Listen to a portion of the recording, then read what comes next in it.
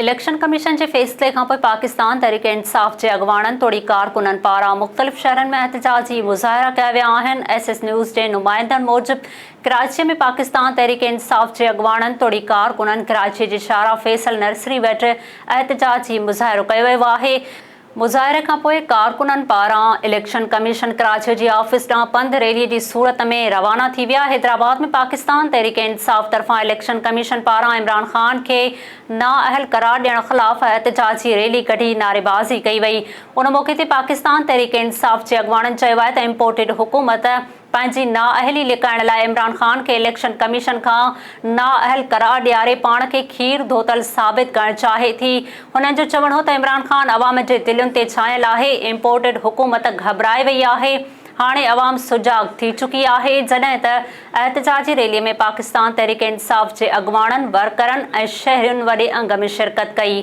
खैरपुर में PTI कारकुननि पारां इमरान ख़ान के नाअहल करण वारे इलेक्शन कमीशन जे फैसले ख़िलाफ़ कचहरी रोड ते टायरनि खे बाहियूं ॾेई एहतजाजी मुज़ाहिरो कयो वियो आहे। एहतजाजी अगवाणी यार मोहम्मद मंगणेजो, सैयद गुल शाह, हफ़ीज़ अहमद, आसिफ रिंद ऐं ॿिया करे रहिया हुआ। अगवाणनि चयो आहे त मौजूदा हुकूमत पंहिंजा कारा करतूत लिकाइण लाइ इलेक्शन कमीशन खां इमरान ख़ान जी नाअहली जो मन घड़त फैसलो करायो आहे, जंहिंखे असां कॾहिं बि क़बूल नथा करियूं। जेके मुल्क ऐं अवाम खे लुटे रहिया आहिनि उन्हनि जो एहतसाब हर हाल में थींदो।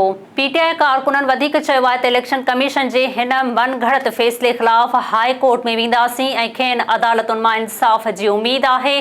सखर अॻूणे वज़ीर आज़म इमरान ख़ान जी नाअहलीअ ख़िलाफ़ PTI कारकुन रोड ते निकिरी आया।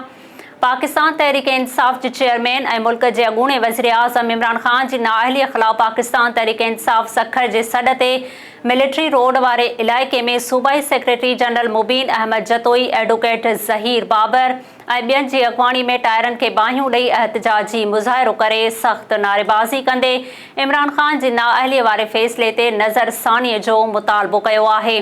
मीरपुर माथेलो में पाकिस्तान तहरीक इंसाफ़ तरफ़ां इलेक्शन कमीशन पारां इमरान ख़ान के नाअहल करार ॾियण ख़िलाफ़ घंटा घर खां प्रेस क्लब ताईं एहतजाजी रैली कढी नारेबाज़ी कई वई। उन मौके ते पाकिस्तान तहरीक इंसाफ़ जे अॻवाणनि रियाज़ लाशारी, परवेज़ पोस्तार, अख्तर अली शाह ऐं ॿियनि चयो आहे त इम्पोर्टेड हुकूमत पंहिंजी नाअहली लिकाइण लाइ इमरान ख़ान खे इलेक्शन कमीशन खां नाअहल करार ॾियारे पाण खे खीर धोतल साबित करणु चाहे थी।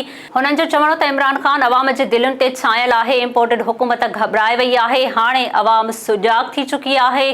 अवाम हाणे कंहिं बि सूरत में अमेरिका जे यारनि खे क़बूल न कंदी। जॾहिं त एहतजाजी रैलीअ में पाकिस्तान तहरीक इंसाफ़ जे अॻवाणनि, वर्करनि ऐं शहरियुनि वॾे अंग में शिरकत कई।